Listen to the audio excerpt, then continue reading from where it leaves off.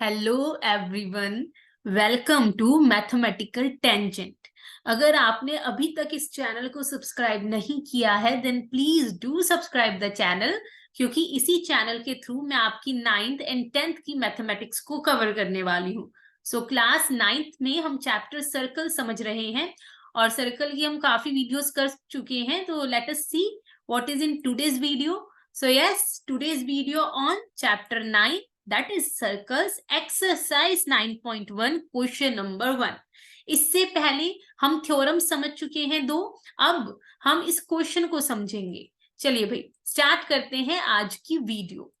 So question number 1, देखिए सबसे पहले क्वेश्चन पढ़ लेते हैं, इसे समझते हैं क्या बोला जा रहा है।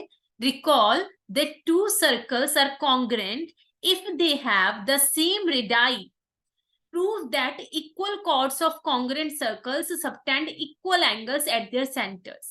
देखिए सबसे पहले तो यहाँ आपको रिकॉल करवाया जा रहा है, कह रहा है याद कीजिए कि दो सर्कल्स जो हैं वो तब कॉन्ग्रेंट होते हैं जब उन दोनों की रेडियस सेम है।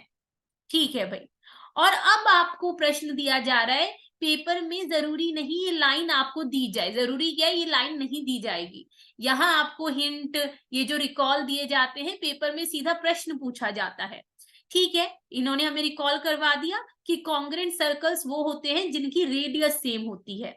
अब आपसे बोला जा रहा है prove that equal chords of congruent circles subtend equal angles at their centres, कि जो हमारे कॉन्ग्रेंट सर्कल्स होंगे उनकी अगर कोर्स इक्वल है तो वो सेंटर पर भी इक्वल एंगल्स बनाएंगी।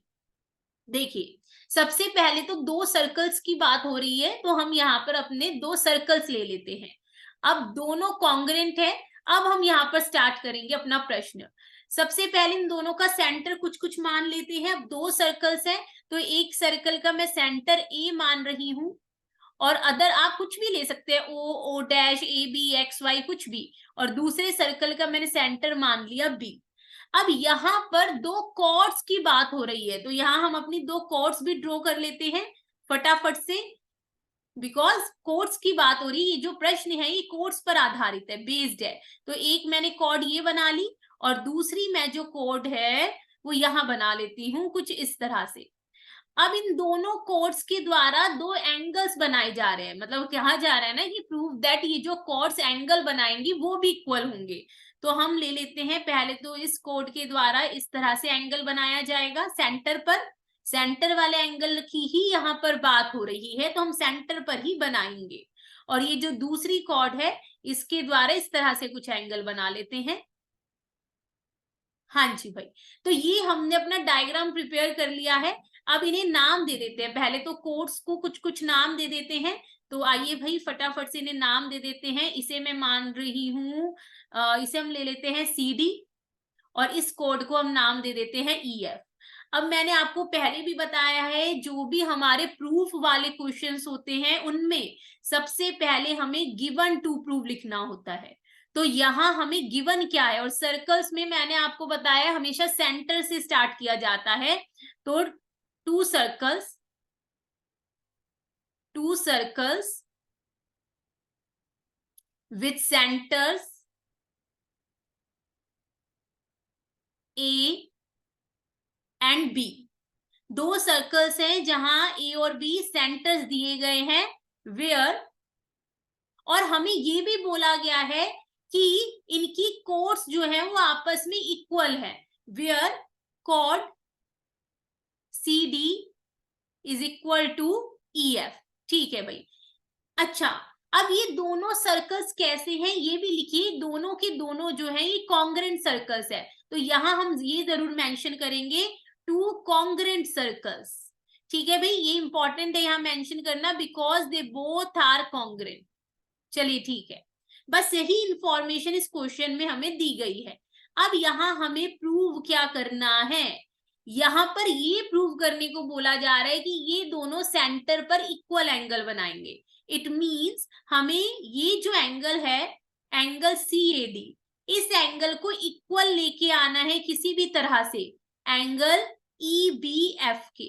तो हमें टू प्रूव में यही लिखना है जो हमें प्रूव करना है, that is angle CAD is equal to angle EBF। इतना काम हमने कर लिया। अब हम आते हैं इसके मेन पार्ट पर, दैट इज अपने प्रूफ पर। हाँ जी, देखिए भाई, अब कैसे करेंगे इस क्वेश्चन को। अगर आपने मेरी वो 2 पहले वाली वीडियोस देखी हैं तो बस अब ये प्रश्न आपके लिए कुछ नहीं। अगर नहीं भी देखी तो अब आपको रिकॉल हो जाएगा, कोई बात नहीं, बाकी देख लीजिएगा, वो आपके बहुत काम आएंगी।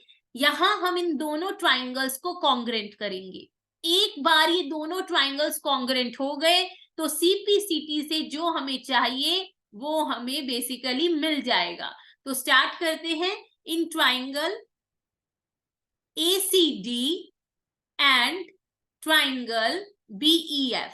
ठीक है भाई, अब मुझे ये बताइए ये दोनों कैसे सर्कल्स हैं। ये दोनों के दोनों कॉन्ग्रेंट सर्कल्स हैं। अगर ये दोनों कॉन्ग्रेंट है तो इनकी रेडियस भी इक्वल होनी चाहिए, तभी तो कॉन्ग्रेंट होगी, तभी तो इसने आपको रिकॉल करवाया है। तो सबसे पहली इक्वालिटी यही ले लीजिए, AC इक्वल टू BE। अब हम जो भी लिखते हैं हमें उसका लॉजिक जरूर देना होता है। तो यहाँ पर इसका लॉजिक है कि radii of congruent circles equal होती है भाई, तो इतना ही लिखना इनफ होगा, रेडाई ऑफ कॉन्ग्रेंट सर्कल्स। क्योंकि अगर हमने लिखा है कि कॉन्ग्रेंट सर्कल्स यानी रेडियस शुड बी इक्वल। अब इसी तरह से मुझे बताइए भैया, AD और BF भी तो रेडियस है, तो ये दोनों भी तो इक्वल होनी चाहिए। So AD is equal to BF with the same reason, radii of congruent circles। अब किन्हीं दो ट्राइंगल्स को कॉन्ग्रेंट करने के लिए हमें 3 इक्वालिटीज चाहिए। 2 इक्वालिटीज आपके सामने, अब बताइए थर्ड इक्वालिटी क्या आएगी। थर्ड ध्यान से देखिए, गिवन में भी कुछ लिखा हुआ है। देखिए प्रश्न में जो भी दिया जाता है ना उसका यूज होगा। अगर कुछ छूट रहा है यानी ध्यान से देखिए उसका यूज होना चाहिए। अब CD इक्वल टू EF, ये भी तो हमें दिया हुआ है कि ये जो कोड CD है वो EF की इक्वल है, तो यही हमारी थर्ड इक्वालिटी है। और आप लिख दीजिए गिवन, ये प्रश्न में दिया गया है। सो देयरफॉर इस तरह से हमने इन 2 ट्राइंगल्स में 3 इक्वालिटीज प्रूव कर दी। इसका मतलब ये दोनों ट्राइंगल्स आपस में कॉन्ग्रेंट होंगे। अब अगेन कौन सा क्राइटेरिया है भाई, ध्यान से देखिए, जब भी किसी एक ट्राइंगल की तीनों साइड किसी दूसरे ट्राइंगल की तीनों साइड के इक्वल होती हैं तो वो साइड साइड साइड क्राइटेरिया बन जाता है।